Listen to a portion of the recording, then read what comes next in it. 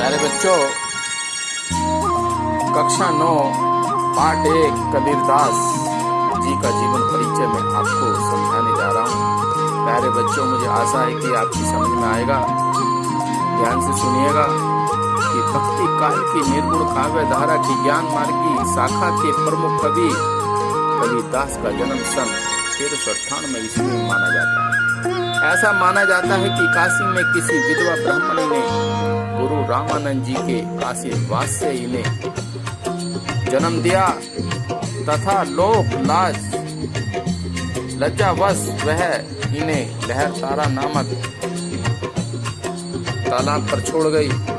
नीरू और नीमा नामक जुल्हाए दंपत्ति ने वहां से जाते हुए इस नवजात बालक को देखा। वे निसंतान थे, अतः हर्ष से गदगद हो उठे और उन्होंने पुत्र की भांति उनका पालन पोषण किया। जनश्रुतियों के आधार पर लोई नामक स्त्री से इनका विवाह हुआ। इनके पिता का नाम कमाल, वह पुत्री का नाम कमाली था। इन्होंने अपने जीवन का अधिकांश समय काशी में ही व्यतीत किया।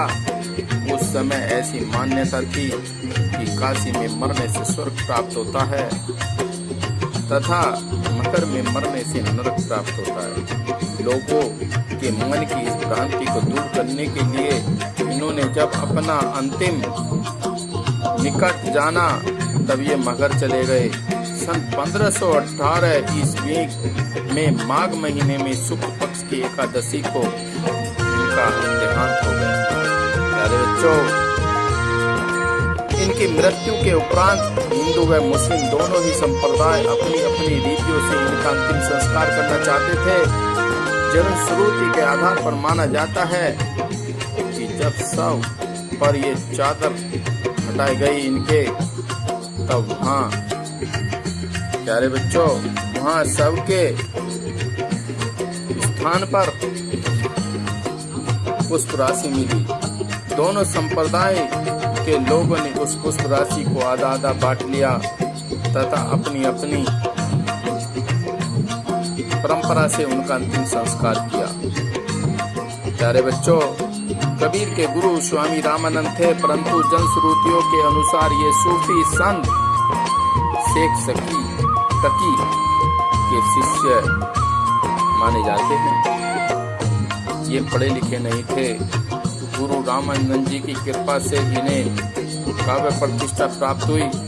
कबीरदास ने अपने विषय में स्वयं कहा है, मसी कागज छो नहीं, कलम गही नहीं हाथ। अर्थात उन्होंने कोई कागज हाथ भी नहीं लगाया और न ही उन्होंने किसी कलम को छुआ। प्यारे बच्चों, ये एक समाज सुधारक भी थे। इन्होंने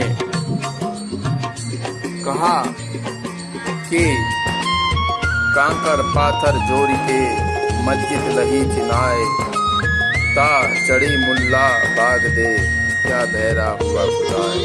कहने का तात्पर्य प्यारे बच्चों यह है कि कबीरदास जी ने संदेश दिया, इस समाज को जागृत किया और उन्होंने कुछ अपनी रचनाएं लिखी। रचनाओं में इन्होंने लिखी साखी, सबद और रमेन। ये 3 इनकी रचनाएं प्रमुखता से दिखाई जाती हैं और बताई जाती हैं। प्यारे बच्चों, मुझे आशा है कि आपको ये जीवन परिचय समझ में आया होगा। यदि आपको मेरा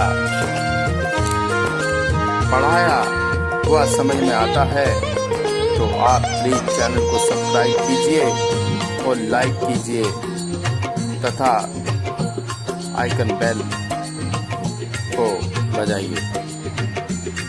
धन्यवाद।